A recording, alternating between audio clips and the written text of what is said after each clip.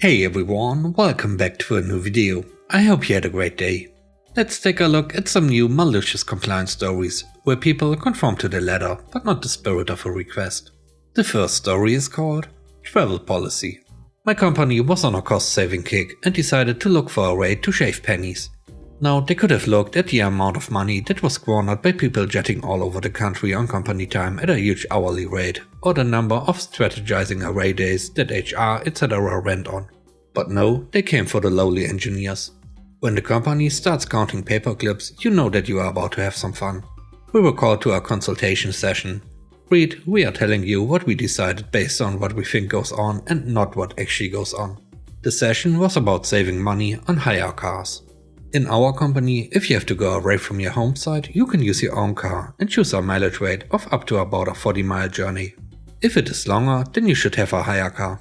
Hire cars are usually dropped off at the office by a transporter, or you can pick one up at a hiring office, or you can get a car dropped off at home for a small fee, £14 plus fuel.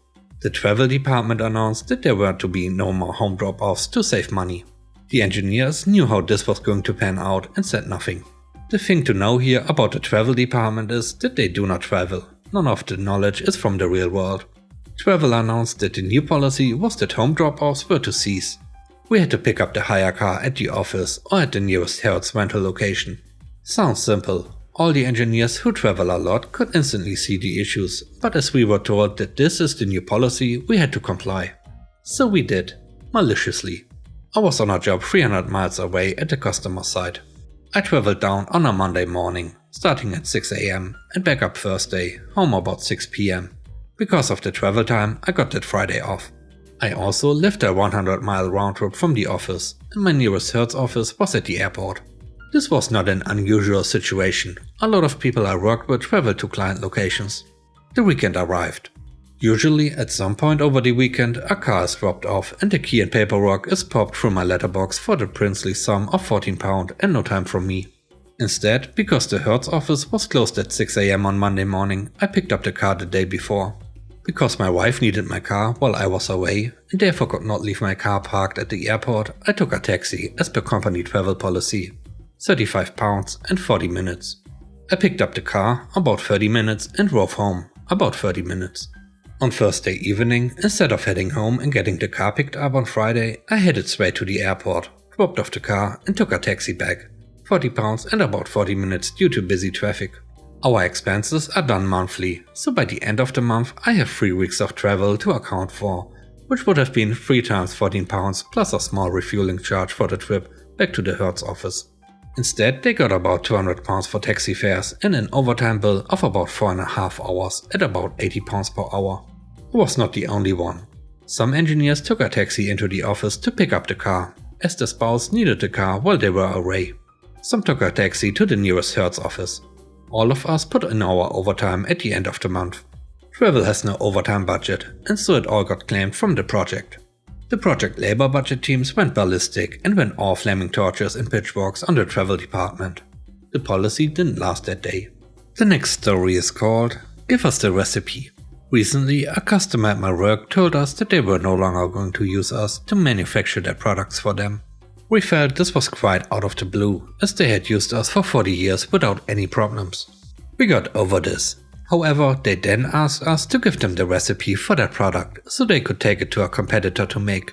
Now for context, when they started using us in the 70s and 80s, they provided us with their recipe to make their product the right texture, firmness and look, just how they wanted it.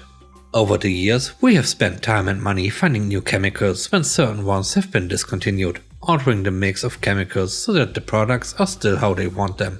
So we developed the recipe further to make it more efficient and provide better results. The way we were making the products now is completely different from how we were at the start. Because of this, my boss was unhappy with what they were asking of us. But complying with their request, he gave them the recipe for their products. The original recipe, that is. It's fair to say they are not that happy that they are going to have to spend their time and money to update it, as we have over the last 40 years. The third story is called Best Meeting Ever. In the early teens of the century, I was the chief information officer of a large organization in my country. As a result of my problem-solving skills, the managing director, let's call him Paul, once in a while added problematic departments to my responsibilities. I even ran the communications department for a while.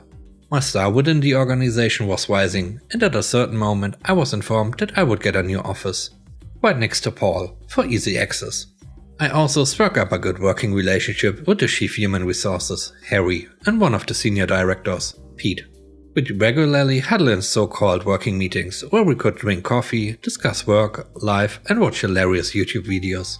One of the topics that regularly came up was the meeting room situation. The board had decided that the meeting rooms were outsourced to a third party to rent out, and the third party paid a monthly fee. However, the third party charged us as well. So every time we wanted a staff meeting, we had to pay for the pleasure. This was a regular peeve, as every extra would cost money. The coffee on every floor was free of charge, except in the meeting rooms. The big supporter of this was our own chief financial officer, Mark. Much hated by all, he would check everyone's spending line by line and would hammer you on every mistake. But if his department made a mistake, he'd send an email along the lines of "Mistakes will be made, deal with it." The man had zero friends within the organization. During one of the management meetings, Mark went off on a totally off-topic rant concerning financial waste. Much sighing and irritated looks from all around. Paul, aware that we disliked Mark, did defend him by stating that we should cut back on spending and look at cheaper alternatives for everything. All of us concurred. We just wanted Mark to shut up. After the meeting, Harry and Pete walked up to me. Go for lunch? So we did. Harry started to say that he had gotten an idea. He explained it over lunch. Our eyes twinkled out of sheer maliciousness. Pete would talk to Paul to get him to agree on principle, without explaining the details, and we would execute our plans. A day later, Pete passed by my office and, broadly smiling, just said, "We have a go." And thus the wheels were set in motion. I write a mail to my department that the next staff meeting will be held in a nice bar next to a lake, and that the drinks and snacks will be on the company. First, we will have a staff meeting, which I hope we can keep to the bare essentials, and afterwards it's a free-for-all. Prospects are it will be sunny, so bring sunscreen and sunglasses. Airbeds and beach balls are obligatory, office dress voluntary. If people want to swim afterward, that's their choice.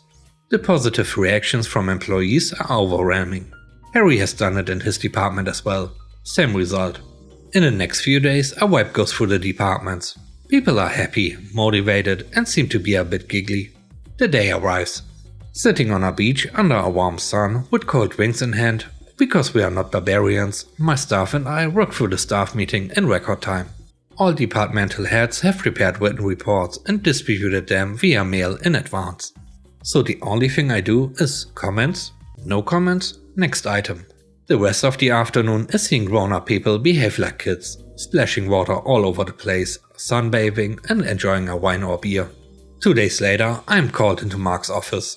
I walk in, doing my best impersonation of a saint, filled with an air of holy innocence. A vein on his bead red head is bulging.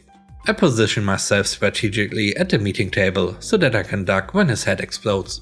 What in the hell is this? He throws down the bill for the staff meeting. I glance at it. €800 or thereabout for 30 odd people. Drinks, snacks and the rental of some beach beds. Well within limits. That is a bill for my staff meeting. That's not a staff meeting, that's a staff outing, and that should be authorized in advance by Paul with a budget. No, that is a staff meeting. I would like to remind you that how and when I conduct my staff meetings is my sole responsibility. Furthermore, you emphasized during our last management meeting that we needed to cut back on cost and look for alternatives. So I did. Let me ask you, if I rent a meeting room for 30 plus people here, half a day, with coffee and tea, a projection screen, access to the network and a projector, how much does that come to? He does some quick calculations and comes to roughly €1,200. With an angelic face, I look at him.